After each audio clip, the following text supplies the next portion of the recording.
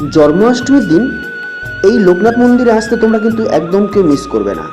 কেন বলছি তোমরা পুরো ভিডিওটা দেখলেই জানতে পারবে। আর কোথায় আছে এই মন্দিরটা এবং কীভাবে বা তোমরা আসবে সমস্তটাই এই ভিডিওটার মধ্যে থাকবে। তোমরা দেখতে থাকো পুরো ভিডিওটা, আশা করি তোমাদের ভালো লাগবে।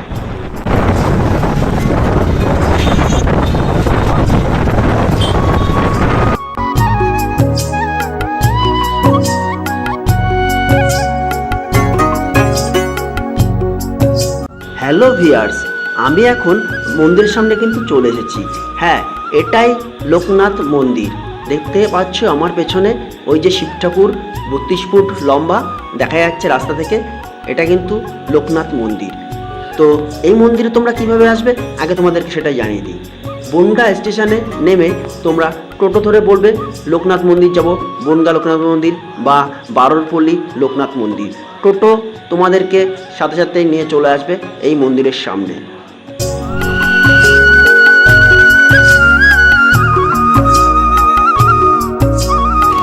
আর বনগা স্টেশন থেকে এখানে আসার সময় লাগবে মাত্র 10 মিনিট, আর টোটো ভাড়া পড়বে মাত্র 10 টাকা।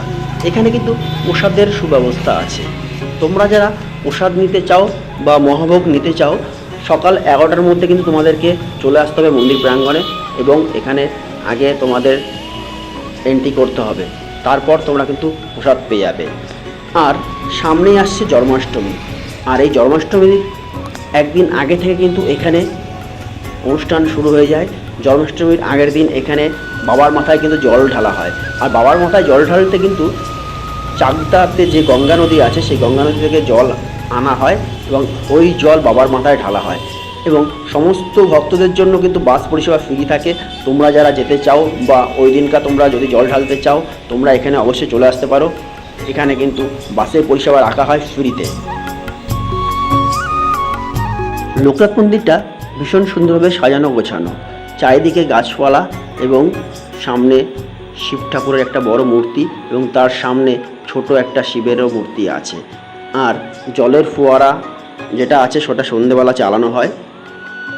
আর একটা কথা তোমাদেরকে জানিয়ে রাখি, মন্দির কিন্তু সকাল 12টায় বন্ধ হয়ে যায়, তাই তোমাদেরকে সকাল 12টার মধ্যে কিন্তু দর্শন করে নিতে হবে শ্রী শ্রী লোকনাথ ঠাকুরকে। আর তারপর আবার বিকেলে 4টের পরে লোকনাথ মন্দির খোলা হয়। তো তোমরা যারা আসতে চাও তারা কিন্তু সকাল সকাল চলে আসবে অথবা দুপুরের পরে। হ্যালো ভিউয়ার্স, আমি দুপুরের দিকে আসায় কিন্তু মন্দিরের ভেতরটায় ঢুকতে পারিনি, তাই বাইরে থেকে তোমাদেরকে মন্দিরটা দর্শন করিয়ে দিলাম। তোমরা দেখতে পেলে সামনে রয়েছে এই যে 32 ফুট শিব, আর তার সামনে একটা ছোট শিব আছে, এবং পেছনে যে মন্দিরটা দেখতে পাচ্ছ মন্দিরের ভেতরেও কিন্তু লোকনাথ ঠাকুর রয়েছেন এবং শিবের একটা শিবলিঙ্গ রয়েছে। ওই শিবলিঙ্গতেই কিন্তু সকলে ভক্তরা আসবেন, জল ঢালবেন জন্মাষ্টমীতে। তোমরা যারা মন্দির দর্শন করতে চাও তাদেরকে বলছি তোমরা চলে আসবে সকাল 12টার মধ্যে অথবা বিকেল 4টের পরে। তো তাহলে তোমরা কিন্তু মন্দিরটা দর্শন করতে পারবে। তো কেমন লাগলো আজকে আমার ভিডিওটা অবশ্যই কমেন্ট করে লিখে জানাবে। ধন্যবাদ সবাইকে, ভালো থাকবেন। আশা করি পরের ভিডিওতে আবার দেখা হবে।